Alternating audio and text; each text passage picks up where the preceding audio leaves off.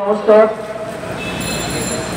বাংলাদেশ হিন্দু জাগরণ মঞ্চ কর্তৃক আয়োজিত আজকের এই লাল পতাকা মিছিল প্রতিবাদে সবাইকে জানাচ্ছি দুঃখ ভারাক্রান্ত হৃদয় থেকে অত্যন্ত কষ্টের বার্তা। আপনারা জানেন, সরকার পদ পরিবর্তন হওয়ার পর এই ধরনের সারা বাংলাদেশে ন্যাক্কারজনক ঘটনার জন্ম হয়েছে, এরকম দৃশ্য আমাদের কাছে কিন্তু নতুন নয়। আমরা দেখেছি প্রত্যেকটা নির্বাচনের পূর্বে এবং পরে সনাতনীদের উপর উদ্দেশ্যমূলক ভাবে একটা গোষ্ঠী সর্বদাই আক্রমণ করার জন্য উদ্গ্রীব থাকে। তারা সবসময় শুধু সুযোগ খোঁজে, আর সেই সুযোগের প্রধান বাহক হচ্ছে রাজনীতির তালাবদল। এটা অত্যন্ত লজ্জা। স্বাধীনতার 53 বছর পর এই গণতান্ত্রিক দেশে এই ধরনের সুযোগ সন্ধানী মৌলবাদী গোষ্ঠী বারবার সুযোগ দিয়ে এই সনাতনী সম্প্রদায়কে এই দেশ থেকে বিতরণের যে চেষ্টা করছে এবং প্রতিনিয়ত তাদের যে চেষ্টা দিন দিন বেড়ে চলছে, এটা অত্যন্ত ভয়াবহ ও অত্যন্ত লজ্জাকর। এই আধুনিক সময়ে এসে, এই ডিজিটাল সময়ে এসে আমাদেরকে পত্রিকার পাতা খুললেই দেখতে হয় মন্দিরে আগুন দেওয়া হয়েছে, মন্দিরের মূর্তি ভেঙে দেওয়া হয়েছে, সংখ্যালঘুদের বাড়িঘর ভেঙে দেওয়া হয়েছে। কিন্তু আমরা কষ্ট লাগে, এত সুশীল সমাজ, এত মানবিক সমাজ, এত মনুষ্যত্ববোধ, মানবতার দরদি বাংলার মাটি, কিন্তু সংখ্যালঘুদের জন্য মানবতা আসে না, সংখ্যালঘুদের জন্য মানবতা দৃশ্যমান হয় না। এটা লজ্জা।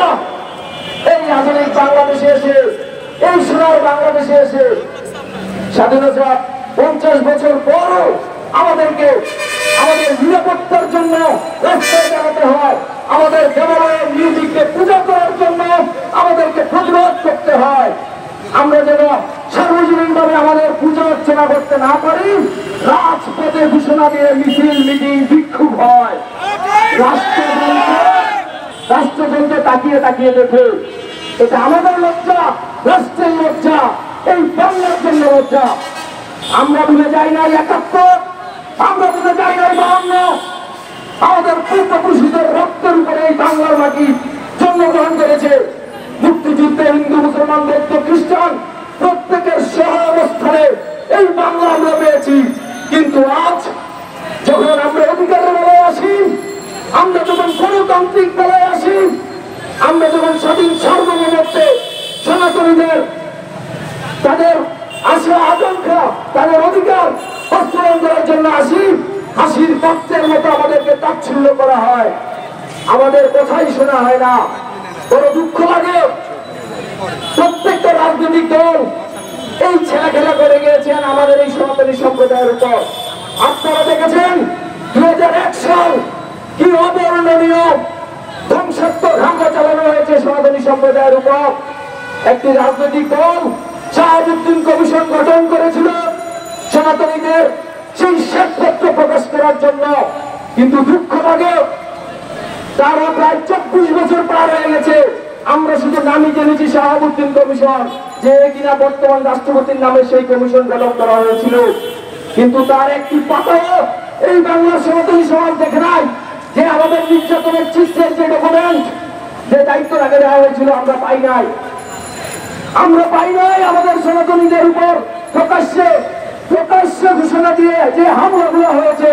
আমরা দেখেছি রামম, আমরা দেখেছি নাসিরনগর, কুমিল্লার কুরবানপুর, যশোরের রেবাইনগর, পাবনার সাথিয়া, সুনামগঞ্জের সাল্লা।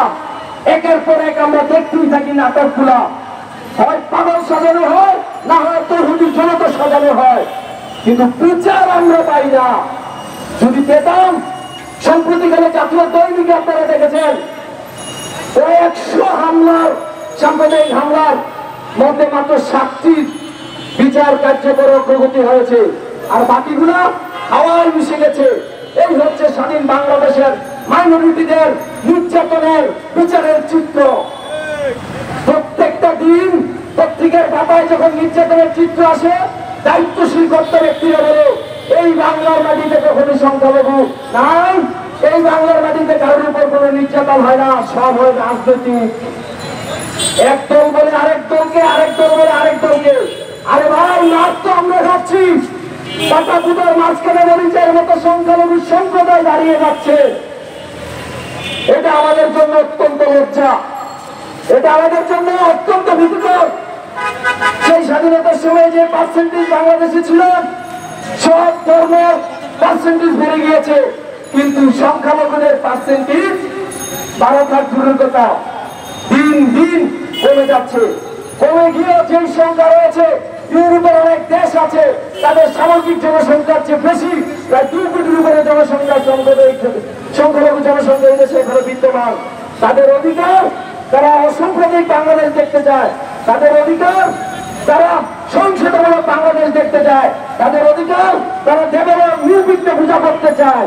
এটা কি তাদের জন্য, এটা কি তাদের অপরাধ? আমরা জানতে চাই। বড় দুঃখ লাগে, সংখ্যালঘু কমিশন চাওয়া হচ্ছে দিনের পর দিন। এটা একটা ন্যায্য বিষয়। দিনের পর দিন এভাবে যারা হামলা হয়, তার জন্য একটা কমিশন হবে না। সংখ্যালঘু মন্ত্রণালয় চাই, যেটা সারা বিশ্বের বিভিন্ন দেশে রয়েছেন। আপনারা জানেন পার্বত্য মন্ত্রণালয় দেওয়া হয়েছে, তাদের জনসংখ্যা কতজন আর এই সনাতনী সম্প্রদায়ের জনসংখ্যা কতজন? আপনারা বলেন যে এই অসাম্প্রদায়িক বাংলাদেশ কেন সংখ্যালঘু ভাববো? আরে ভাই, সংবিধানের যেই রাষ্ট্রটিকে আপনারা পড়িয়ে দিয়েছেন, সেই রাষ্ট্রটিকের পরে কিভাবে আপনারা বলেন যে আমরা সংখ্যালঘু না, আমরা কোন মাইনরিটি না? লজ্জা হয় না? এত বড় একটা প্রতারণা এই 2 কোটি জনগণের উপর আপনারা করলেন, তারপর আবার বলেন যে আমরা কোন মাইনরিটি নাই বাংলাদেশে। যদি নাই হয়, যদি সব অধিকার হয়, তাহলে কেন শুধুমাত্র আমাদের সনাতন ধর্মাবলম্বীদের দেবালয়ে আগুন দেওয়া হয়? কেন আমাদের পূজা অর্চনায় বাধা বিঘ্ন সৃষ্টি করা হয়? আমাদের ট্যাক্সের টাকায় 3 শতাধিকের উপরে মসজিদ নির্মাণ করা হয়েছে, কিন্তু একটা মডেল মন্দির করা হয় নাই। আমরা কোথায় গিয়ে দাঁড়াবো? আমাদের নিজেদের ভাবনা চিন্তার কথা একবার ভেবেছেন? কখনো ভাবেননি। দিনের পর দিন এই ধরনের পায়তারা কিন্তু চলেই আসছে। সনাতনী সমাজ আজ অন্তত পক্ষে তাদের ন্যায্য দাবির পক্ষে রাস্তায় নামতে শুরু হয়েছে। আপনারা জানেন, ইতিমধ্যে সনাতনী সম্প্রদায়ের পক্ষ থেকে 8 দফা দাবি উত্থাপন করা হয়েছে ডক্টর মোহাম্মদ ইউনূসের কাছে, কর্তা ব্যক্তিদের কাছে। আমরা অনুরোধ করব, সনাতনী ছাত্র জনতার এই 8 দফা অনতি বিলম্বে মেনে নিন।